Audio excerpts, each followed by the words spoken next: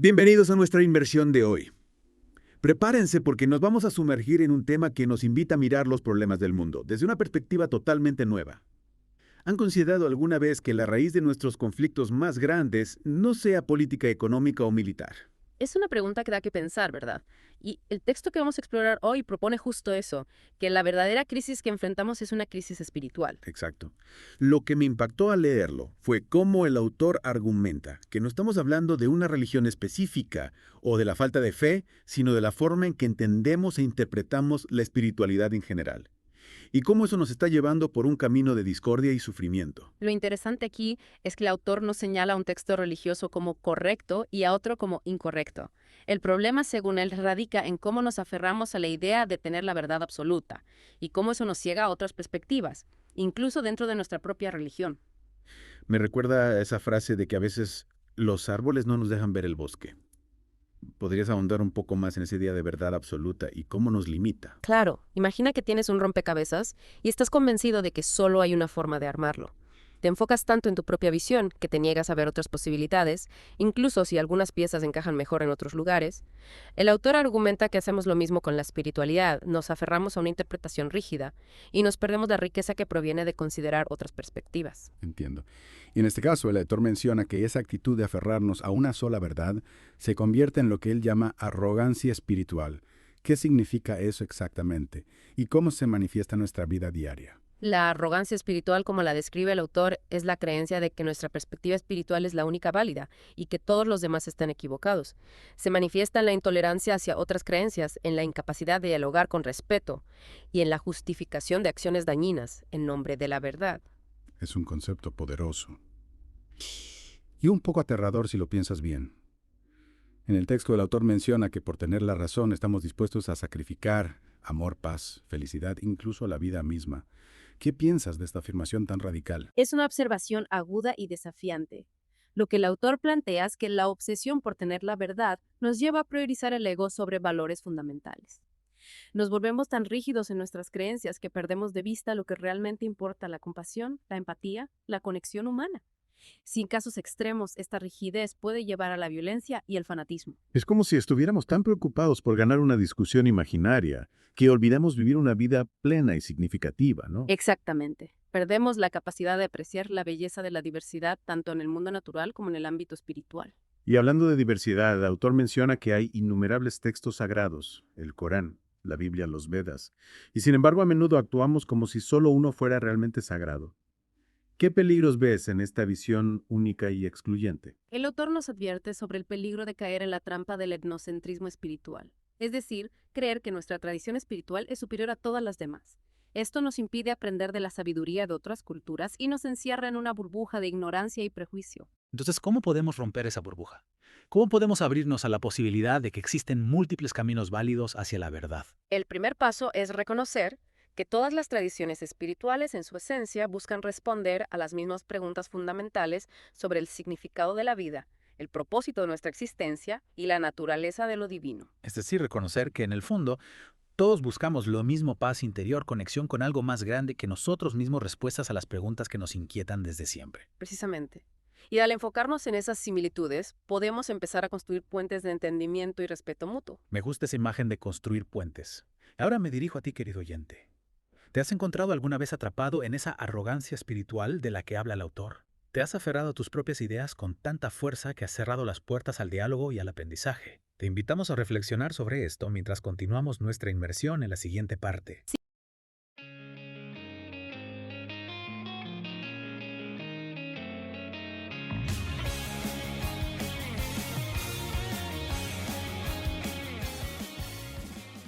Si retomamos el hilo de nuestra conversación, me parece fundamental destacar algo que el autor desarrolla con mucha profundidad. Se trata de cómo los seres humanos, incluso dentro de una misma religión, discuten y se enfrentan por el significado de los textos sagrados. Sí, y lo que a mí me preocupa es cómo esas divergencias de interpretación, en lugar de llevar a un debate enriquecedor, se utilizan como justificación para la violencia y el conflicto. Es como si la necesidad de tener la razón se convirtiera en un arma. Exacto.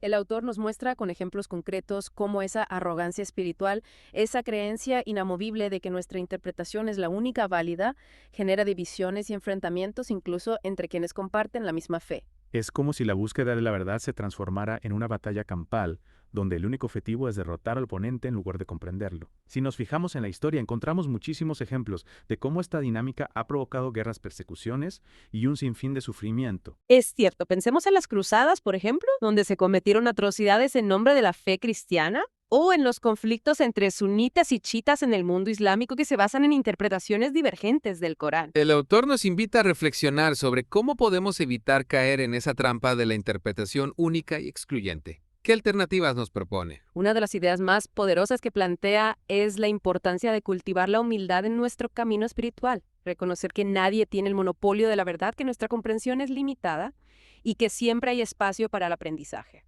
Me gusta esa idea de la humildad como antídoto contra la arrogancia. Pero ¿cómo podemos ponerla en práctica?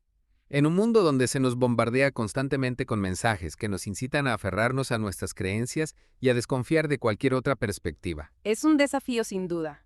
El autor nos recuerda que el silencio es un espacio fértil para el crecimiento espiritual. Tomarnos tiempo para la introspección, para conectar con nuestra propia sabiduría interior, nos permite acercarnos a los demás con más empatía y comprensión. Es decir, en lugar de lanzarnos a la batalla de las ideas, detenernos un momento a escuchar nuestra propia voz interior.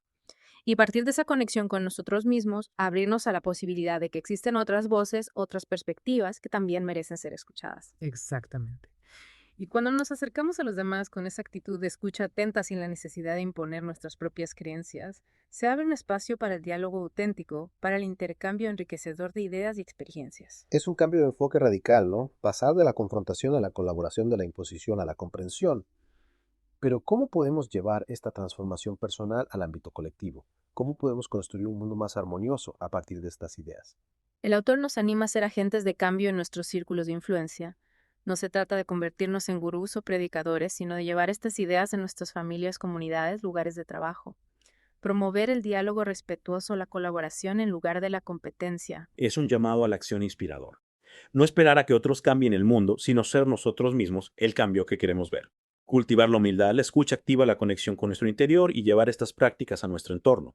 Pero es realmente posible generar un impacto real a partir de acciones individuales. El autor nos recuerda que una pequeña semilla puede dar lugar a un árbol gigantesco. Cada acto de compasión, cada gesto de entendimiento, cada conversación sincera, por pequeño que parezca, contribuye a crear un mundo más armonioso. Y cuando un número suficiente de personas se compromete con este camino, se genera un efecto multiplicador que puede transformar la realidad. Es una visión esperanzadora y creo que muy necesaria en estos tiempos de incertidumbre y polarización. Hemos explorado en profundidad la idea de que la arrogancia espiritual nos ciega a la posibilidad de un mundo más compasivo y armonioso. Hemos reflexionado sobre cómo la búsqueda de la verdad absoluta puede convertirse en un obstáculo para el diálogo y la comprensión, pero también hemos descubierto alternativas, la humildad, la escucha activa, la conexión con nuestra propia sabiduría interior y el compromiso de ser agentes de cambio en nuestro entorno. Y ahora, querido oyente, te invitamos a llevar estas reflexiones a tu propia vida, a observar con atención cómo se manifiestan la arrogancia y la humildad en tus interacciones con los demás, a practicar la escucha atenta sin juicios ni prejuicios, y a recordar que el camino hacia la paz interior y la armonía global comienza en nuestro propio corazón. Los invitamos a seguir explorando estas ideas con nosotros en la próxima y última parte de esta inmersión profunda. Hasta entonces les deseamos un viaje lleno de aprendizaje y transformación. Hemos llegado ya a la parte final de nuestra inmersión, y aquí es donde la teoría se encuentra con la práctica. Si la raíz de nuestros problemas es espiritual como lo hemos estado explorando, ¿cómo podemos aplicar estos conceptos a nuestras vidas? ¿Cómo podemos pasar de la reflexión a la acción? Pues el autor no nos deja con un simple diagnóstico, ¿no? Nos invita a la acción. La transformación comienza por nosotros mismos, por cultivar la humildad y la apertura mental en nuestra propia vida. Sí, entiendo. Pero a veces estas ideas pueden parecer un poco abstractas.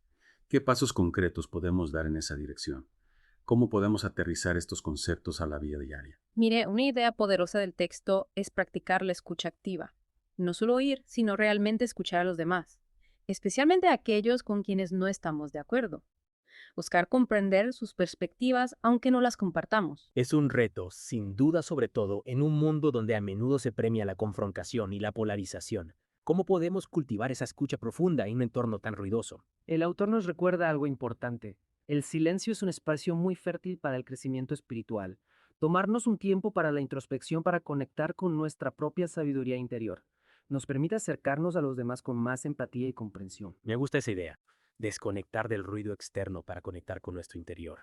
Una vez que hemos cultivado esa escucha interna, ¿cómo podemos llevar esta transformación personal al ámbito colectivo? ¿Cómo podemos construir un mundo más armonioso con todo esto? El autor nos invita a ser agentes de cambio en nuestros círculos de influencia, llevar estas ideas a nuestras familias, a nuestras comunidades, a los lugares de trabajo, promover el diálogo respetuoso, la colaboración en lugar de la competencia. Es un llamado a la acción inspirador.